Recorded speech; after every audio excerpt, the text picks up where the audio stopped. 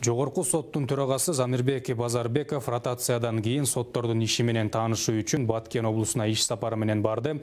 Алгач Лейлектен баштап Сүлүктүү шаары жана Баткен районундагы соттордун иши менен таанышты.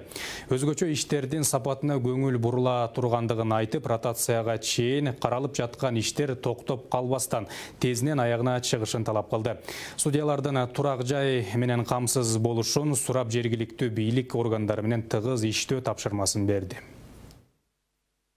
Ротация которуу боюнча, бул саясат боюнча которулуп келген судьяларда көбүнчө турак жай маселеси боюнча сөздөр болуп атат. Бирок алар түшүнүү менен кабыл алышкандыгына мен ушунчалык өзүмдүн ыраазычылыгымды билдирип атам. Судьялар, которулуп келген судьялар баарын түшүнүү менен ар бир өз иш ордунда эмгектенип жашашыптыр.